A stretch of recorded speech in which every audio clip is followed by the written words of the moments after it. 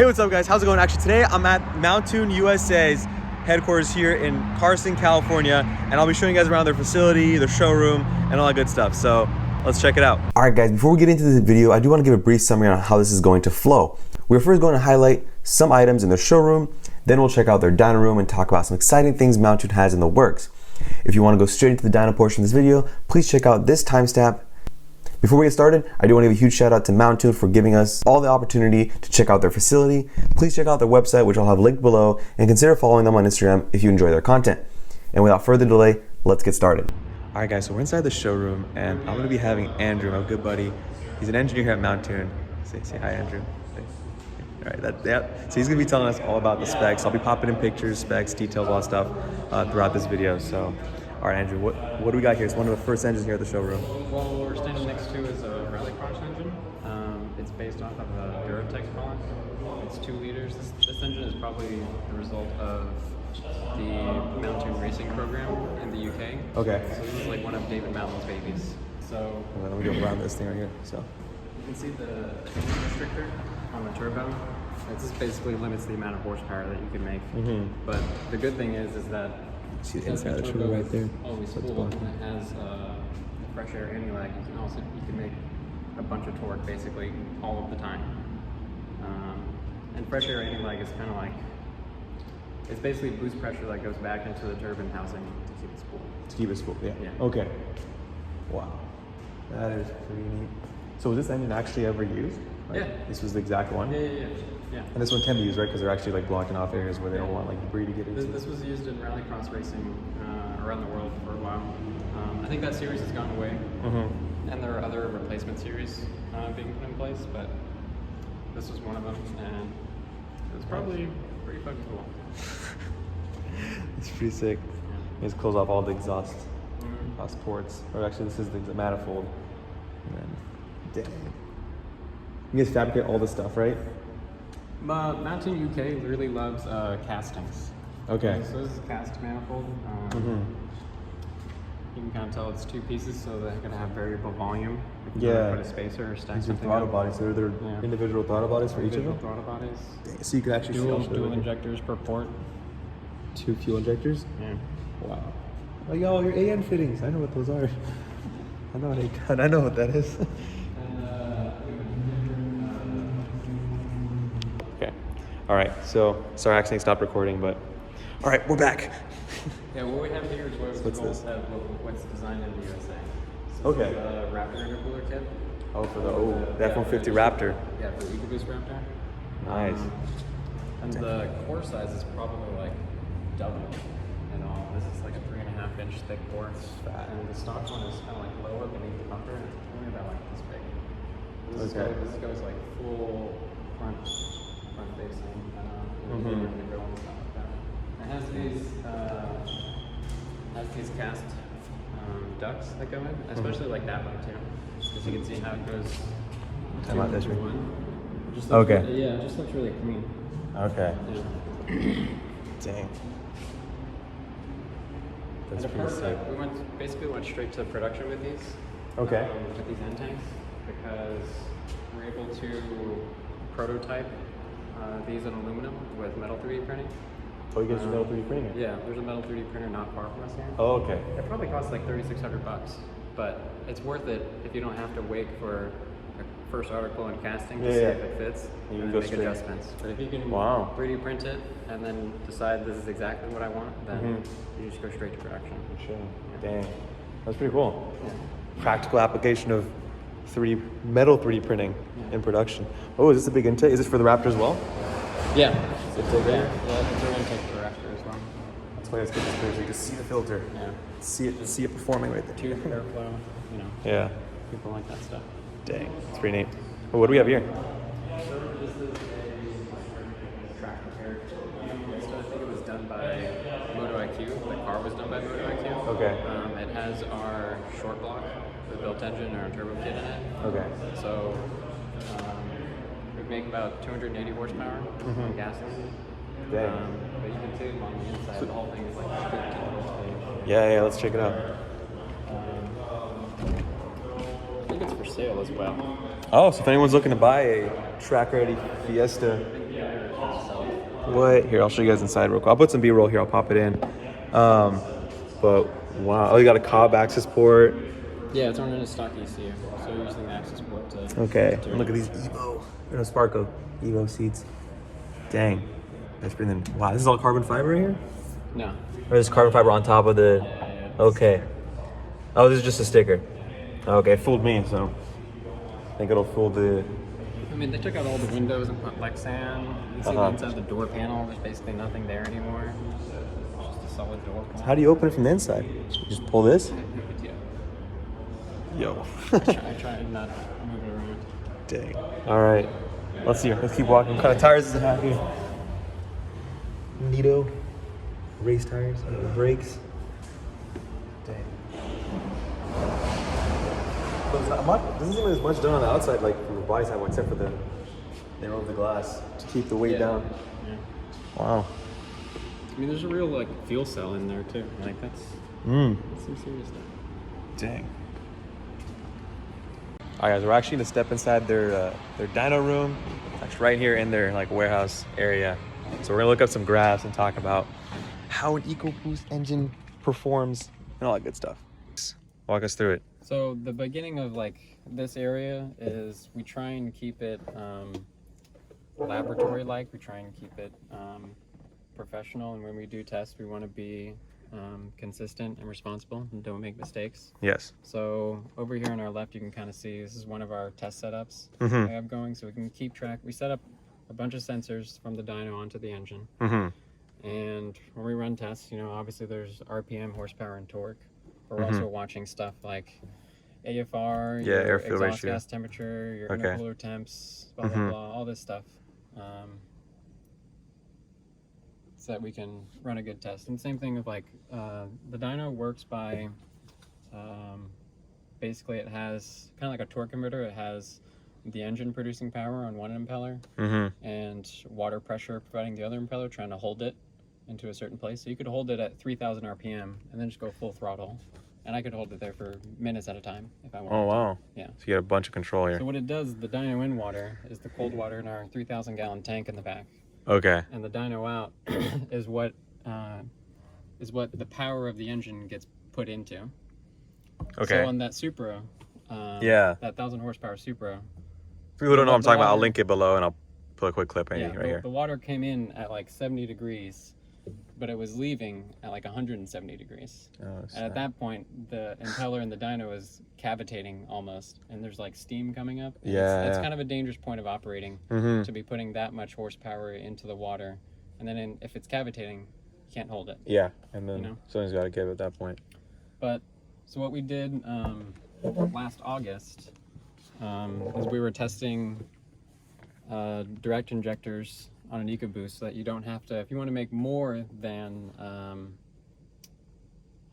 can't remember what it makes stock, but definitely more than 450 horsepower on a 2.3 EcoBoost, you want to get upgraded DI injectors.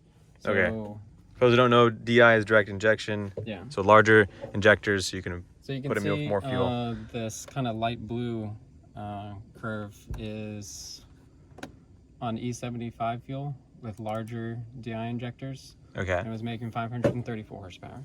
So that's no port injectors at all. So from the 2.3, the only thing that was done was just a tune in the larger direct injectors. And our turbo kit. And yours turbo. And our built engine and our stuff. Yeah. So it was entirely built. Got it.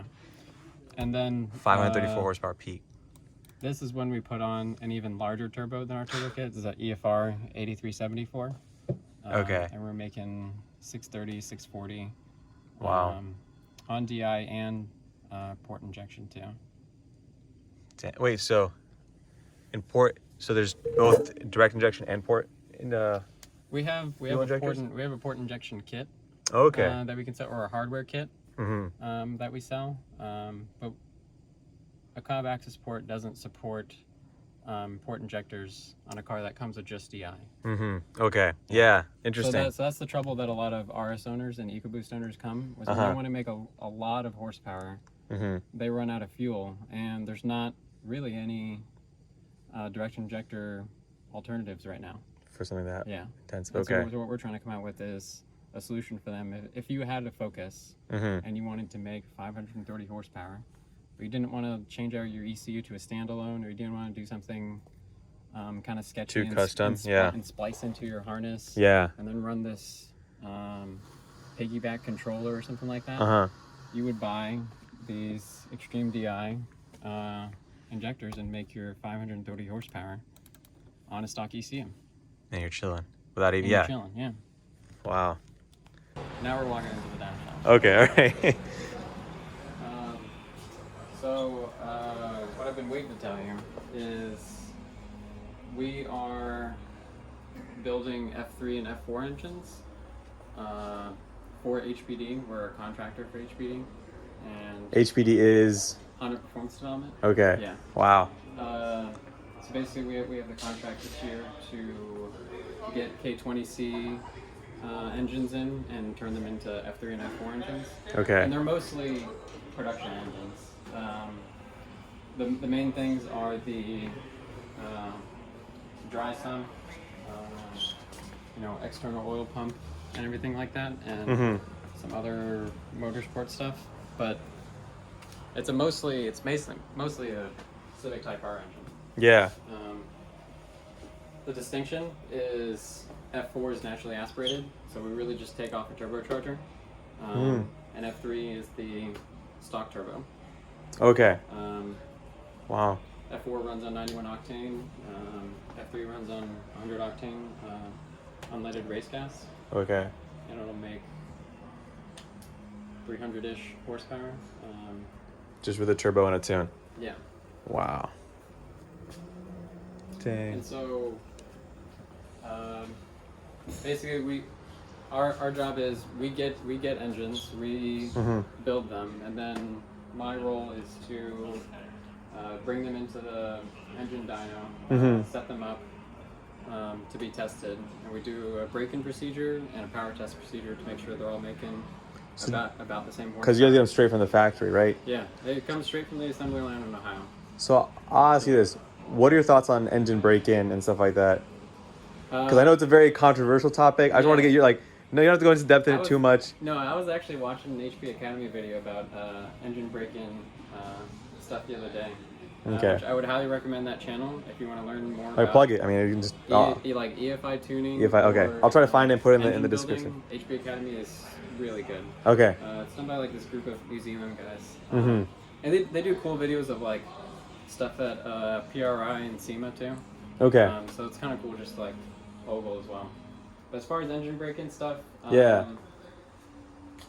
So I guess one of the old theories that I heard, not from someone directly, is I guess people used to think that you needed to break in or bed in your engine bearings. Okay. Which is a big myth, because obviously they're bearings. You should have that film of oil between your crankshaft or your connecting rod around your crankshaft. Yeah. And metal should not be contacting each other. Yes. So that's not something that breaks in. Okay. But how about your piston rings with, I know there's cross hatching and stuff in the cylinders. Yeah. The cylinder walls. Actually, yeah, that was one thing I just learned the other day. The cross hatching in the cylinder walls. It seems like you would want a smooth surface in there, but you want a little bit of microscopic roughness. Exactly. So that oil fills in that space between there. Yeah. And it helps the piston rings seal against cylinder walls. Yeah. Okay. And it's the same thing. The only thing that really breaks in is really the piston rings. Okay. And I guess my own personal theory about engine break-in, after breaking in a couple dozen. A couple dozen, okay. A couple dozen of these, is you should run the engine how it's going to be run. Okay. Because I guess I get a lot of flack on when I do videos. I'm I'll drive a new car, right, and then I'll give it the beans, right, and then it was oh, you're not recommended to do above 4,500 RPM, and it's well, if it's does that have a significant difference in terms of the longevity of it? I don't think so. I don't think there's a significant difference, especially if it comes from manufacturer and stuff like that. Okay. Yeah, that's my thought process too, because I'd rather do it, see what it's actually like, because people are also going to test drive these and see if they actually like the car and whatnot. If you're reviewing a car, just go for it. Just go for it, right? Yeah. I'd rather do that than not go past 4,500 RPM and everyone's going to be like, you didn't drive the car, so. All right. I mean, with these, the break-in process is about 20 minutes. Oh. And So it's not like 1,000 miles. No, it's not like 1,000 miles. We do like Okay. a 20-minute break-in session, and then we're going full throttle doing power tests. Okay, you guys are We just... do 3 of them. What is interesting is actually when we see, I can't show you the graphs, Sure. but when I see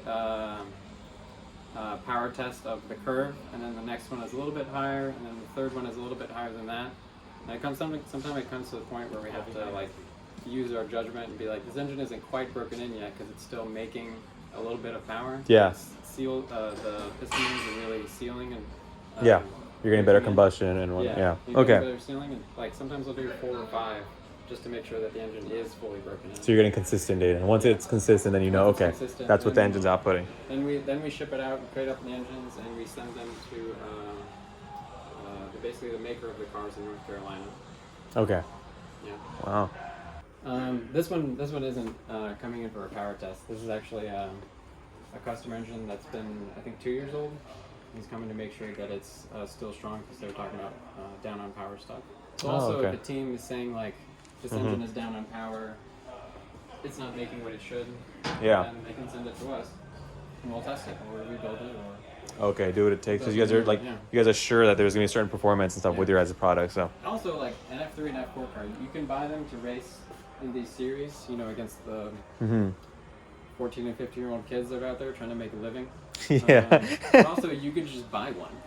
Yeah, and put you it in. could just have like a really cool track car. Yeah. With a mostly stock Honda engine that's super reliable. Reliable, exactly. So like I heard, we're also doing track support for HPD. Okay. So at all of their F3 and F4 events in the Americas, because it's a different series in Europe. Sure.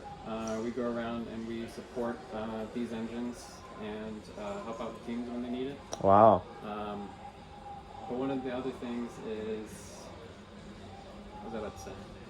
You're talking about engine support at the F3, F4 series. Oh, yeah. So I heard when we were at Fontana supporting these F4 engines that you could buy an F4 car secondhand for like in the price range of like 40 to 60 grand. Okay. Which seems like a deal. For F4. For an open wheel race car that makes like about 140-ish horsepower. How light are they? I don't know, like a perception of weight. It's a carbon chassis open wheel car. I don't know how much they weigh, but I mean, like it's not heavy. Yeah. Dang. It's like FSH status. You can top out, I think they top out like 140 miles an hour. Oh, shit. Yeah. And open wheel, that's, I mean... F3 is faster. They can, okay. I saw higher numbers of like 160 there. That's about 300-ish horsepower. Okay. Those cars they're a bit more expensive. They actually have a halo on them. And cars don't even have a halo. They're a little less, a little smaller, a little less aero, a little less power. Okay. But it's still like, it seems like a really good deal. Yeah. Oh, these are the locks. These are those locks that you talked about. So those are... So basically, we that's part of the build thing here. Is we security tag the engines because we don't want people cheating and trying to make more power and secretly taking off this cam cover and then putting big camshafts or something in there. Oh, okay. So it's control. It's a driver development series. So the engine is spec, the chassis is spec. So it's really about who can be the best driver, and not we, but SCCA has to keep the team following like one here. And stuff like that. It makes sense. And there's like another one right here. So we keep seals on there. As part of the thing. Okay, dope. Nice. This is super sick, man. And this is for ventilation, right? As well, or is this for something else? That's the intake air. So I can talk about some of the other stuff. So like this is where the intake air comes in for the engine, and there's basically an air meter in there. That'll tell you your airflow. Okay. And your mass sum, so you can look at that. On the screens and stuff like that, yeah. You can also see fuel flow too, because we have fuel flow meters here too. So you could know something like brake specific horsepower. And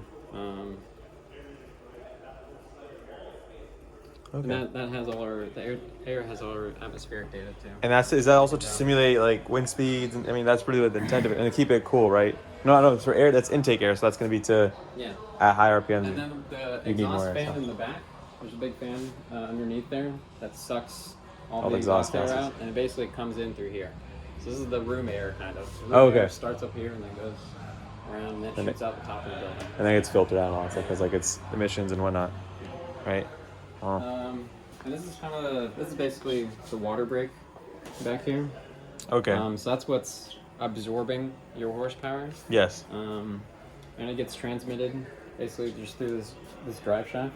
And it Okay. doesn't seem like that big of a drive shaft, and these splines seem kind of like chunky and not that special, but a hell of 1,000 horsepower. So it could do it.